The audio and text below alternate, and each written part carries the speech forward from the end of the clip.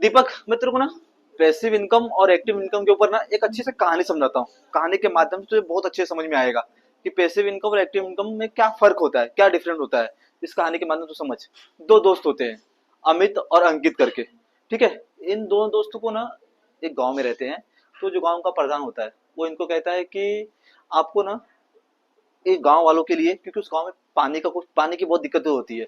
तो उस गांव वालों जो प्रधान होता है वो इन दोनों से कहता है कि आपको दूर, बगल में दूर एक नदी रहती है, वहां से आपको रोज बल्टी बल्टी पानी लेके आना है इन गांव वालों के लिए।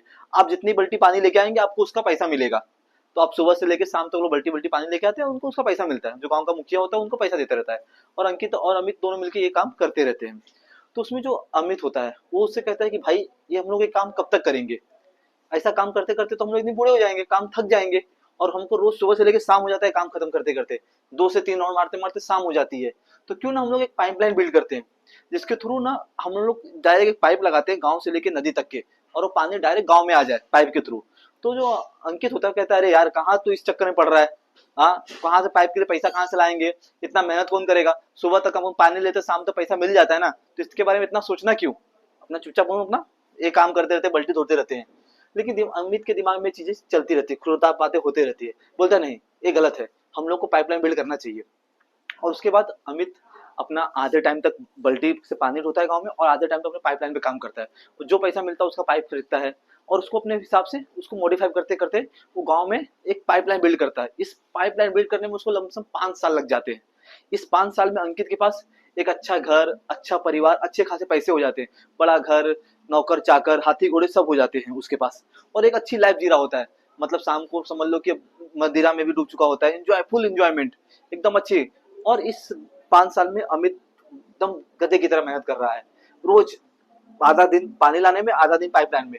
और अगले ही 5 साल बाद जिस तरह से अमित का पाइपलाइन कंप्लीट होता है, और वो उसके बाद उस गांव में अमित के वजह से इतना पानी आ जाता है, इतना पानी आ जाता है कि सिर्फ वही गांव नहीं, आसपास के 5-6 गांवों को भी अमित पानी देने लगता है। और अब अमित पानी के लिए उस नदी तक जाने की जरूरत नहीं है उसको। बगल में कुर्सी लगा के बैठता है, नल घुमाता है, पानी आ जाता है। और इससे क्या होता है कि अब उसके पास जो इनकम आ रहे थे बहुत तेजी से आने लगते हैं। अंकित ने जो 5 साल में कमाए थे वो अमित अब 5 महीने में कमा लेता है।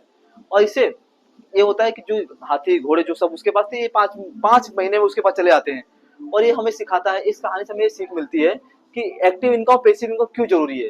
तो आप समझिए इस बात को, जब तक आप एक पाइपलाइन बिल्ड नहीं करते हैं किसी भी चीज के लिए, पैसे को लाने के लिए, तब तक आप गधे की तरह मजदूरी करते रह जाएंगे।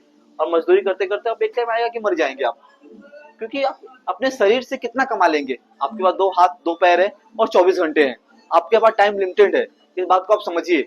लेकिन कुछ है जो अनलिमिटेड है। जैसे कि अगर आप किसी भी बिजनेस में एक पाइपलाइन बिल्ड करते हैं जहां आप रहे चाहे ना रहे, और उसके बाद जब आपके पास पैसे आ रहे हैं, तो समझिए कि आप बिल्ड है, आप एकदम सक्सेसफुल आदमी है। अगर आपके पास सोते हुए पैसे आ रहे हैं तो आप समझ लीजिए कि आप सक्सेस की सीढ़ी पे चढ़ चुके हैं।